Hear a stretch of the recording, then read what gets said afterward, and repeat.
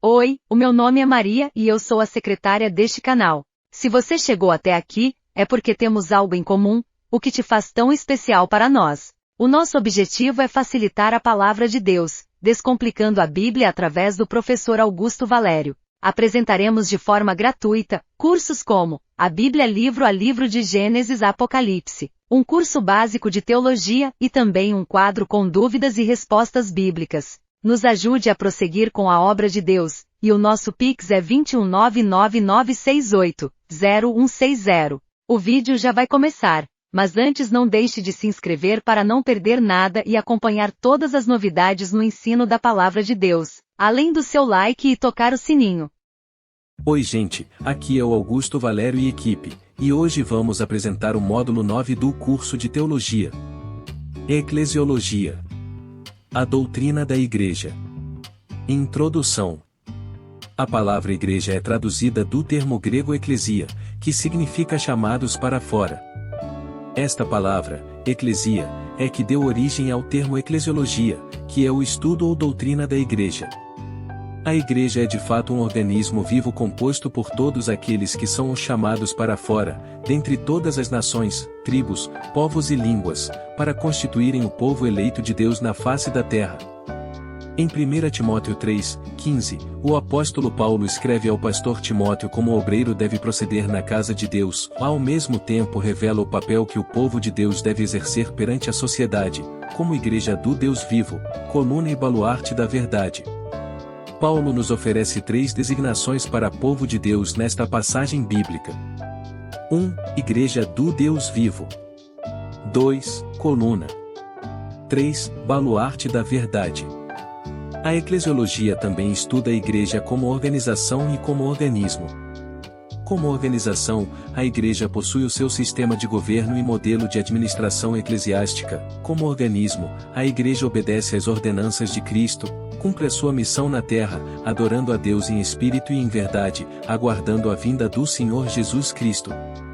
Vejamos. Tópico 1. Igreja do Deus vivo. A igreja é o corpo místico de Cristo, no qual ele é a cabeça viva e os cristãos regenerados são os seus membros.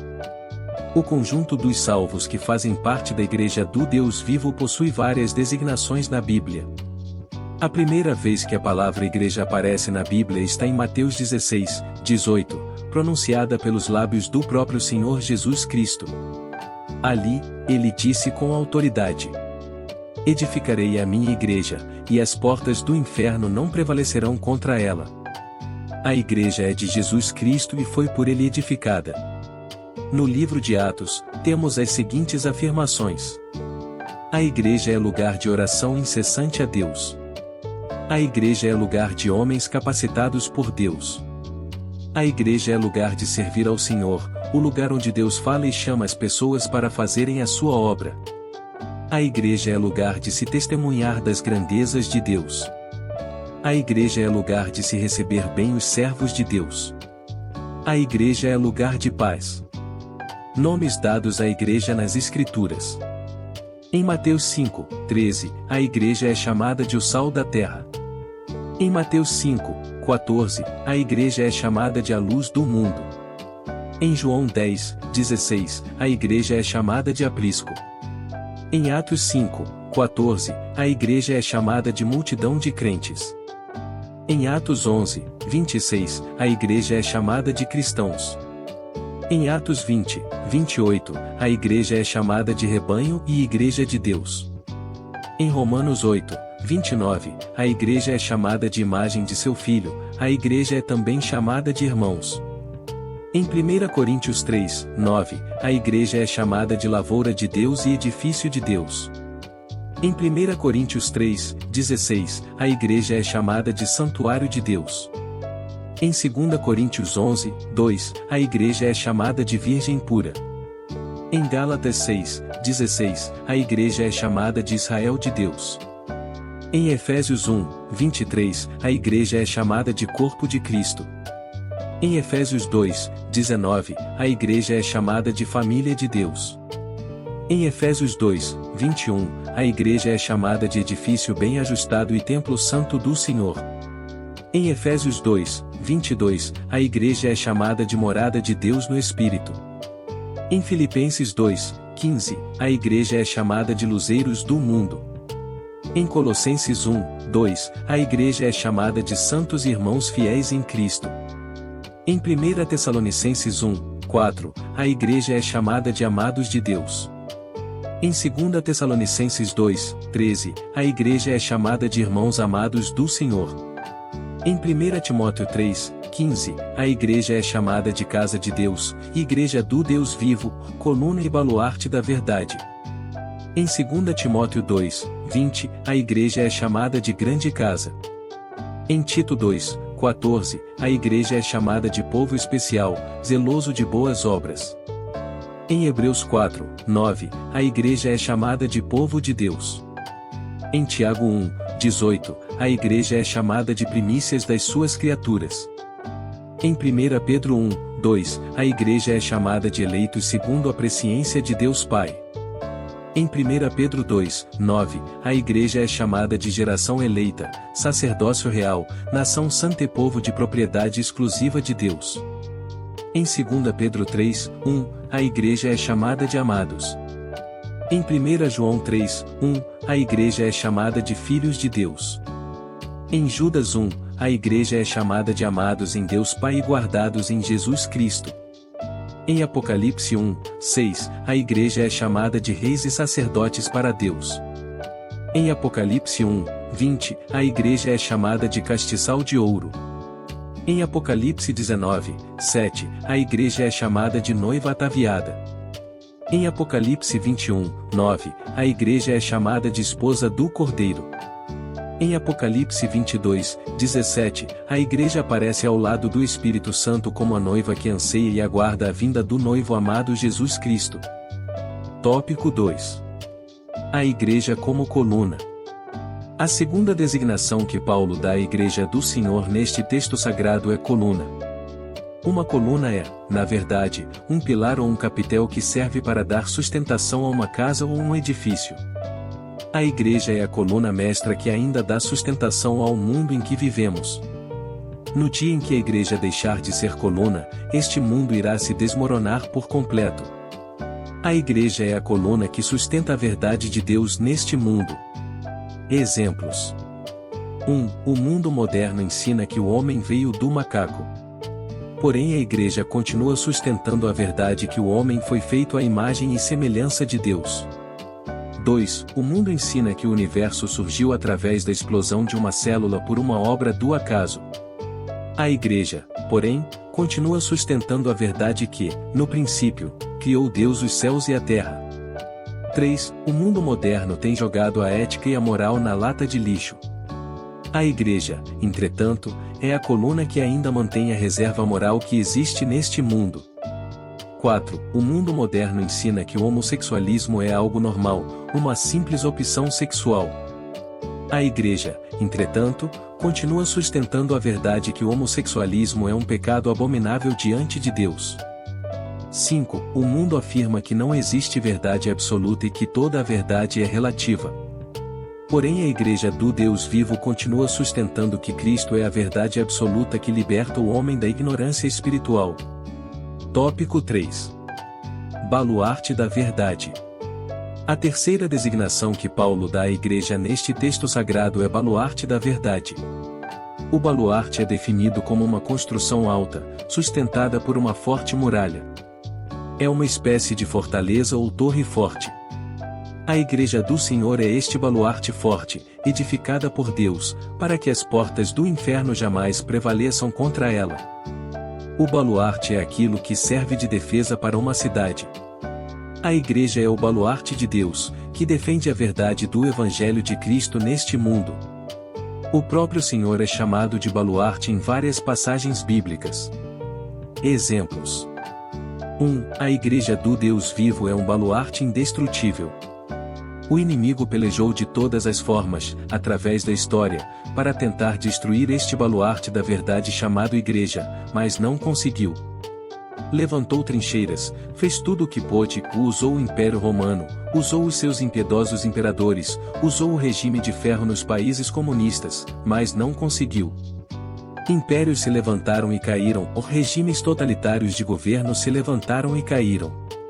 A Igreja do Deus vivo, porém, continua marchando de forma triunfal. 2. Em 2 Coríntios 10, o apóstolo Paulo afirma que, porque as armas da nossa milícia não são carnais, mas, sim, poderosas em Deus, para a destruição das fortalezas, destruindo os conselhos e toda altivez que se levanta contra o conhecimento de Deus, e levando cativo todo entendimento à obediência de Cristo. 3. Os imperadores romanos fizeram tudo o que estava ao alcance deles para destruir a nova fé cristã. Queimaram cristãos e manuscritos bíblicos em todo o vasto império. Apesar de todo o esforço dos imperadores pagãos em tentar varrer a Igreja da face da terra, em menos de 3 séculos, o cristianismo veio a se tornar a religião oficial do Império Romano. O mesmo império que deu o veredito da crucificação de Cristo através de Pilatos, o seu representante legal, menos de 3 séculos depois seus imperadores, começando por Constantino, estavam se submetendo ao senhorio de Jesus Cristo, o homem que eles haviam crucificado. Glórias a Deus. Tópico 4. As 2 grandes ordenanças da Igreja. O Senhor Jesus Cristo deixou 2 importantes ordenanças para a sua Igreja. O batismo, Marcos 16, 16 e a Santa Ceia, Lucas 22, 19 a 20 e 1 Coríntios 11, 23 a 34. O cristianismo não é uma religião ritualista, a essência do cristianismo é o contato direto do homem com Deus por meio de Jesus Cristo, o nosso mediador, e do Espírito Santo, o nosso intercessor.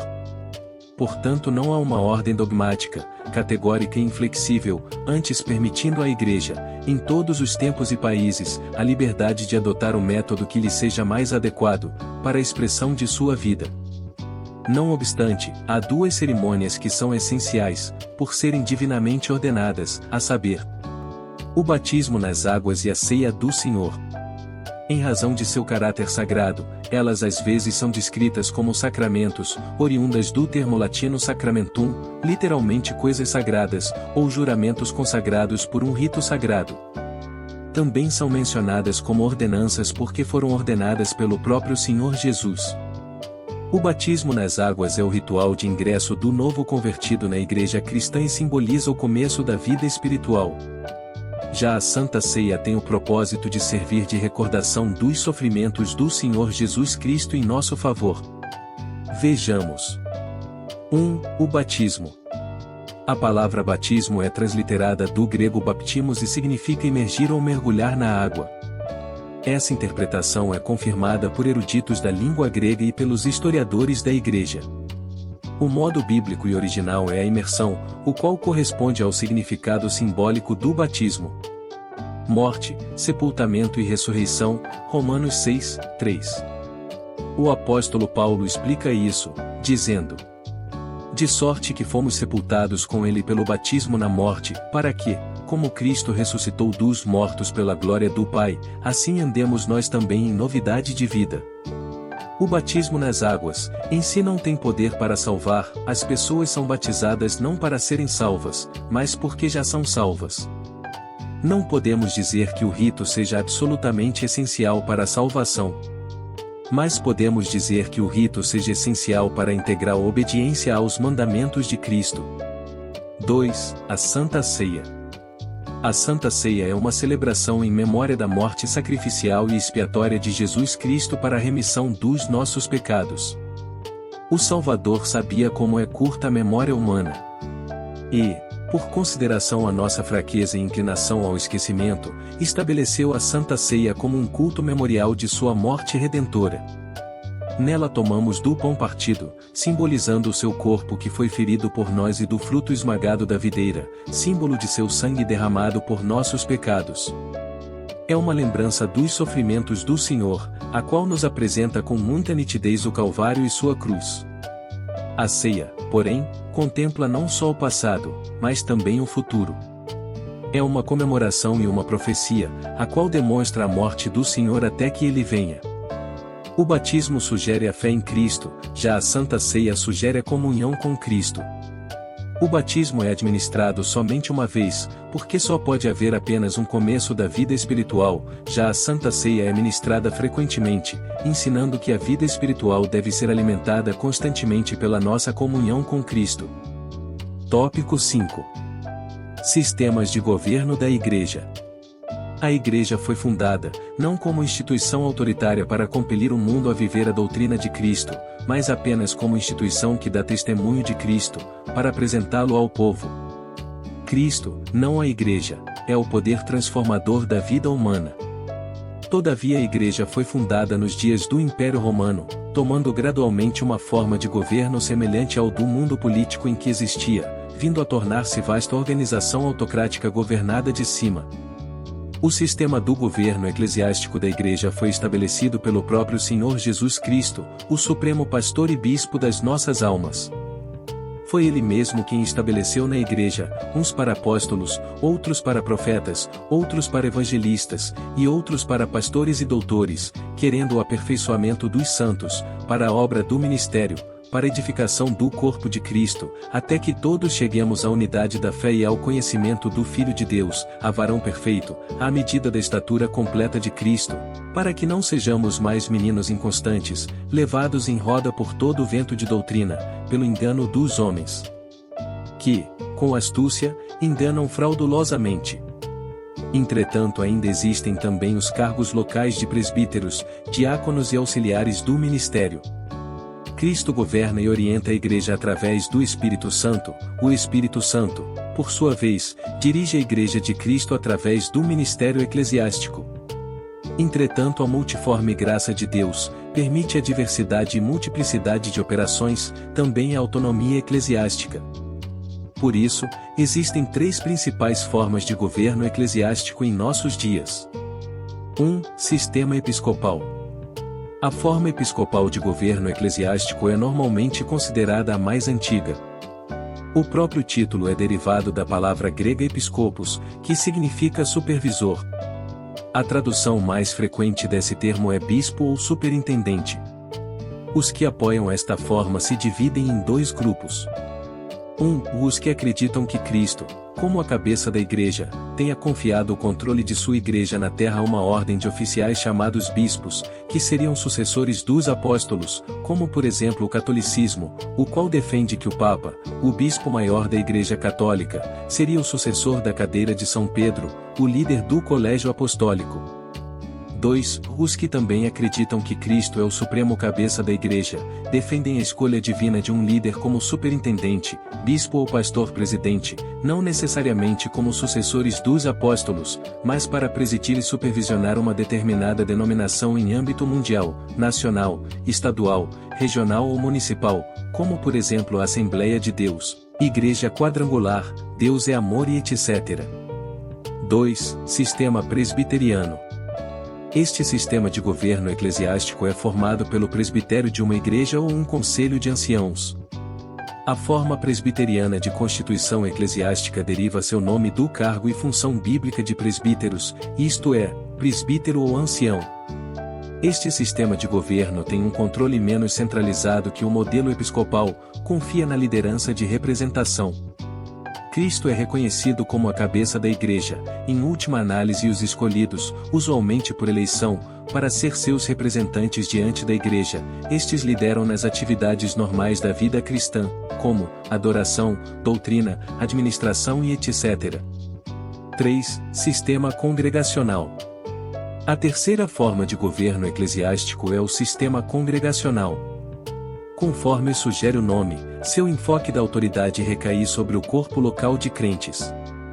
Entre os três tipos principais de constituição eclesiástica, o sistema congregacional é o que mais controla e coloca nas mãos dos leigos a escolha dos líderes, e que mais se aproxima da democracia. Este sistema é muito utilizado nas igrejas batistas, cuja igreja local possui autonomia para escolher o líder, e também em algumas Assembleias de Deus, que adotam um sistema eleitoral para os membros escolherem o seu pastor por meio do voto dos obreiros ou também dos membros. Entretanto, para muitos líderes cristãos, o que predomina na igreja deve ser a teocracia, o governo de Deus, e não a democracia, governo do povo. pois quem deve escolher os líderes é Deus, e não o povo. Tópico 6. A missão da Igreja. A missão primordial da Igreja é cumprir a grande comissão entregue pelo Senhor Jesus Cristo após a sua ressurreição vitoriosa. A missão principal da Igreja na Terra é a evangelização de todos os povos, tribos, línguas e nações. Estas são as 3 passagens bíblicas básicas que descrevem a grande comissão ordenada por Jesus. 1. E disse-lhes: Ide por todo o mundo, pregai o Evangelho a toda criatura. 2. Portanto, ide, ensinai todas as nações, batizando-as em nome do Pai, e do Filho, e do Espírito Santo. 3. Mas recebereis a virtude do Espírito Santo, que há de vir sobre vós, e ser-me-eis testemunhas tanto em Jerusalém como em toda a Judéia e Samaria e até aos confins da terra. O Senhor Jesus Cristo só ordenou a grande comissão aos seus discípulos após a sua ressurreição. Ele deixou para fazer isso somente após receber todo o poder e autoridade nos céus e na terra. A ressurreição de Jesus Cristo reafirmou a sua vitória sobre a morte, o inferno e sobre Satanás, quando humilhou publicamente e expôs ao desprezo todo o principado, protestante e domínio de Satanás. Como um general vitorioso, o Senhor Jesus Cristo ressuscita e comissiona os seus discípulos, delegando a eles o poder e a autoridade necessária para conquistarem o mundo. A grande comissão entregue pelo Senhor Jesus Cristo resume-se nestas 3 ordens imperativas dadas aos seus discípulos. Ide por todo o mundo, pregai o Evangelho a toda criatura. Ensinai todas as nações.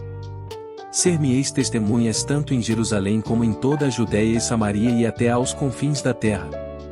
Conclusão. O historiador John Lea afirma em um de seus livros que um rei francês, certa feita, sugeriu à sua corte que iniciasse uma nova onda de perseguição contra os cristãos em seus domínios. Um general conselheiro, porém, replicou sabiamente a proposta real com estas palavras: Majestade, a Igreja de Deus é uma bigorna que já destruiu muitos martelos. O Espírito Santo é aquele que adestra a Igreja de Deus para a batalha. Em Isaías 59, 19, o profeta Isaías escreve que, vindo o inimigo como uma corrente de águas, o Espírito do Senhor arvorará contra ele a sua bandeira. Segundo o grande teólogo Bancroft, o dia de Pentecostes marcou o raiar de um novo dia nas relações entre o Espírito Santo e a humanidade. Ele veio para habitar na Igreja.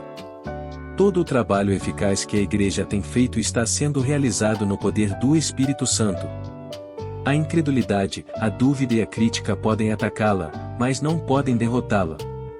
A Igreja, o verdadeiro corpo de Cristo, habitado pelo Santo Espírito de Deus, é tão indestrutível como o trono de Deus. Chegamos ao final do módulo 9 do curso de Teologia, Eclesiologia, a doutrina da Igreja. O Senhor te abençoe e te guarde, o Senhor faça resplandecer o seu rosto sobre ti, e tenha misericórdia de ti, o Senhor sobre ti levante o seu rosto e te dê a paz, a alegria e o amor. A graça do Senhor Jesus Cristo, o grande amor de Deus e a comunhão do Espírito Santo esteja com todos vocês. Pastor e professor de Teologia Bíblica, Augusto Valério e sua equipe.